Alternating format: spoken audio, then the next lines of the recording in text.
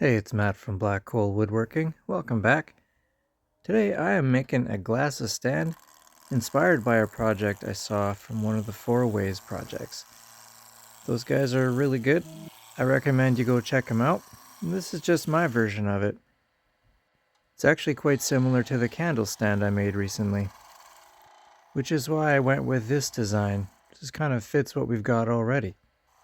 On top of that, this project's also a great way for me to test out a new way to finish pine, new to me anyway.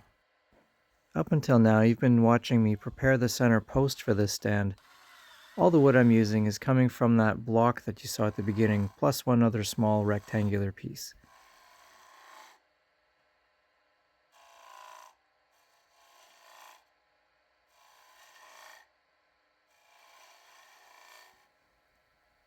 While I'm not super great at this, I love turning these beads with kind of a peeling cut like this.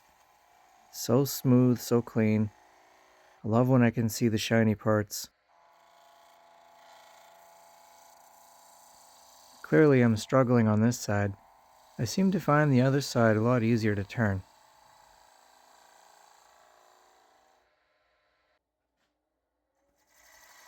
This peeling cut reminds me of sharpening pencils. Just tiny little shavings. Kind of nice.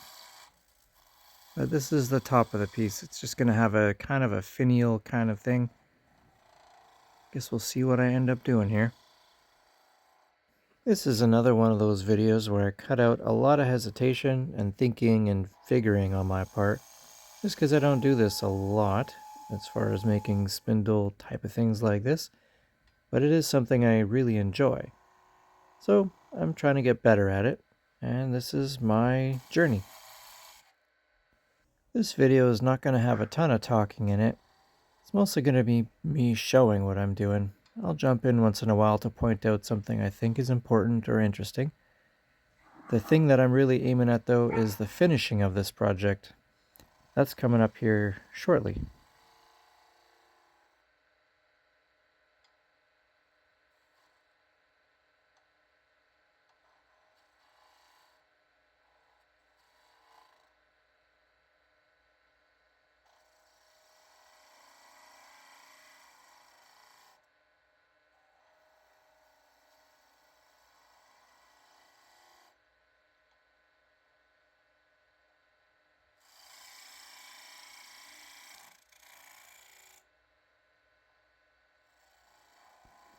This is about as far as I'm going to go on that end because I need the strength to finish the bottom.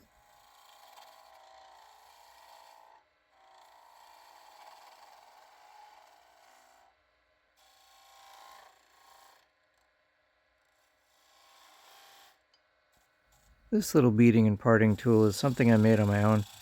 It's actually super handy. I tend to use it a lot, especially when I'm turning to a specific size with my calipers like this.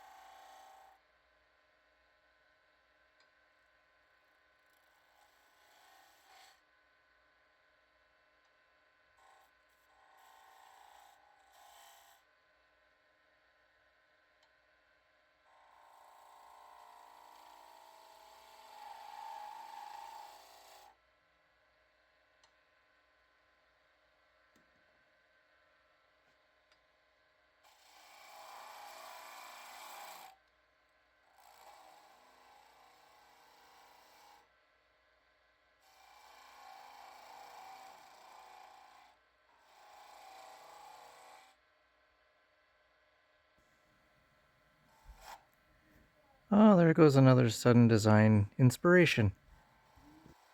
Clearly I wasn't done with that part yet. Let's see how I can fix that, shall we? Time to bring back the skew. Then using my same favorite cut, trying to cut enough of that thing out so that there are no more marks left.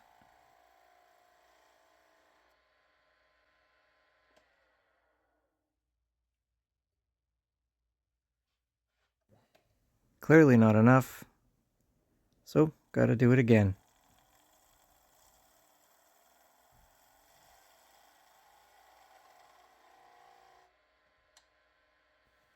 It did turn out more round now though, so I kinda like it better.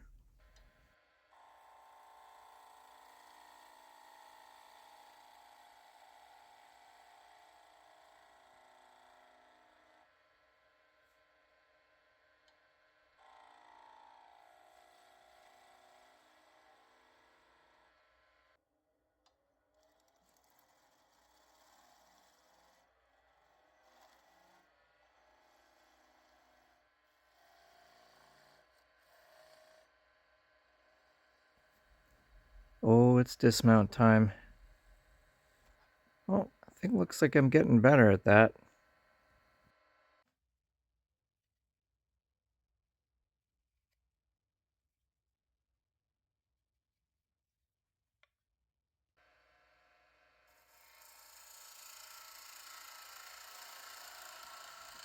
This piece here is going to be one of the 3 arms that I end up making. These all need to look the same, so I'm only going to show one of them.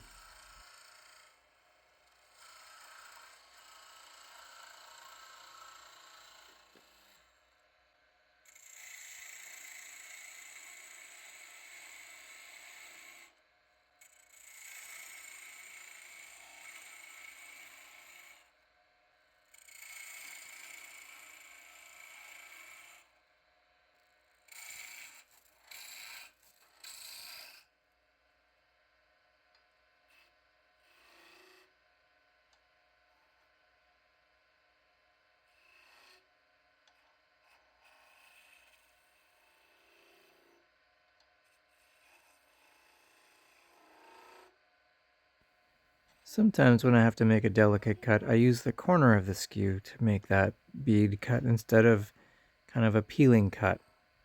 It's a little more accurate sometimes for me, a little less likely to catch.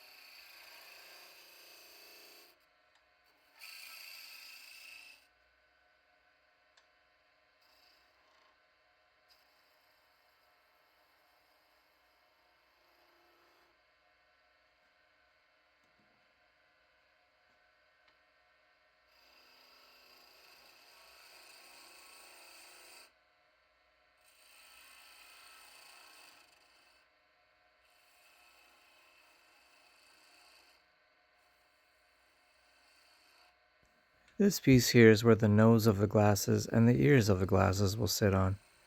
So I'm going to make it fairly thin. I guess I'm sort of mimicking the bridge of a nose or part of the ear.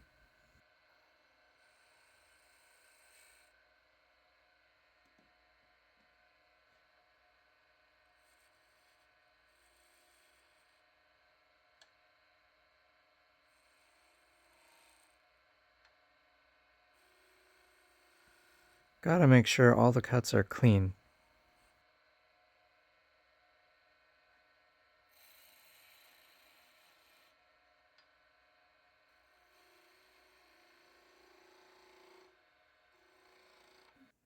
On to the finishing process. That is a tea bag with just enough hot water to get it wet and leave a few drops over. And I'm using that to stain the wood first. These pieces are all just friction fit together at this point.